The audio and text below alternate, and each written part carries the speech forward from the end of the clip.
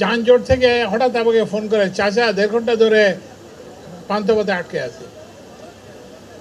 তো এইরকম মানে অভিযোগের অন্ত নাই। এই যে বিআরটি এর লাইসেন্স পাওয়া থেকে শুরু করে কোথাও একটা সড়ক দুর্ঘটনা হলো, তো সেখানে একটা মেয়াদ উত্তীর্ণ বাস, এই মানে এই ব্যাপারে কোনো অভিযোগের অন্ত নাই। তো আমরা এখন চেষ্টা করতেছি যে অভিযোগ তো আর একদিনের, এতদিনের অভিযোগ তো আর একদিনে চলে যাবে না।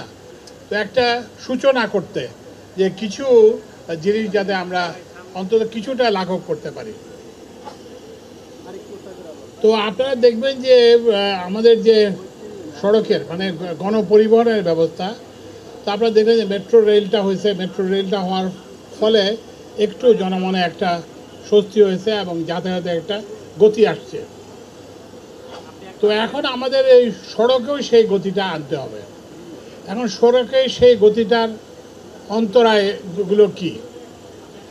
অন্তরায়গুলো হচ্ছে যে সড়কে এমন সব যানবাহন আছে যাদের সড়কে থাকার কথা না।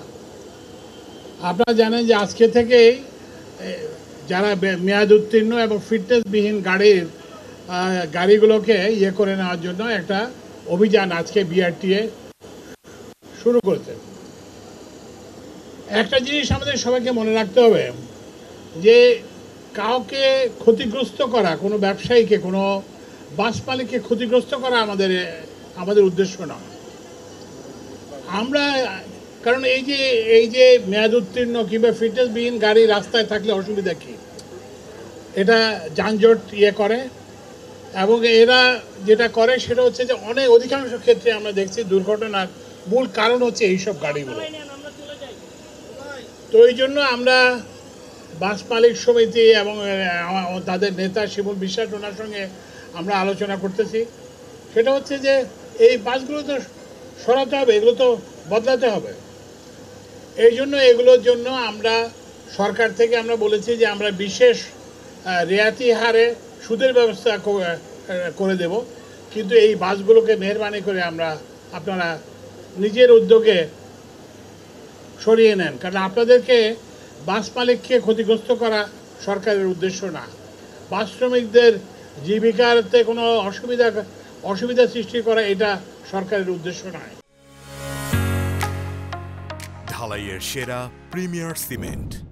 এরপরে যেটা দ্বিতীয় যে জিনিসটা আমাদের জন্য অসুবিধার কারণ হয়ে যায়, সেটা হচ্ছে যে বাস যেখানে সেখানে থামে।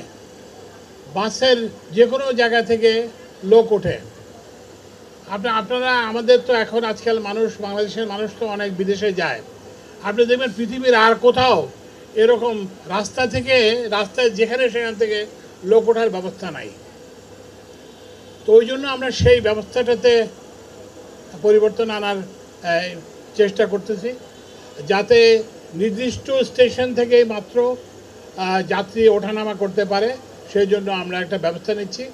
আমরা একটা নতুন রুট চালু করার চেষ্টা করছি। আর একটা হচ্ছে যে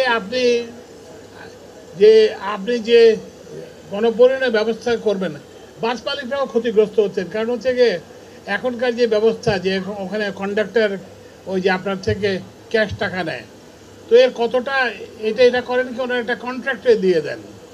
তো কন্ট্রাক্টে দিয়ে দেওয়ার ফলে যেটা হয় যে তো এইসব কন্ডাক্টররা এবং ড্রাইভাররা যেখানে সেখানে বাস থামায়।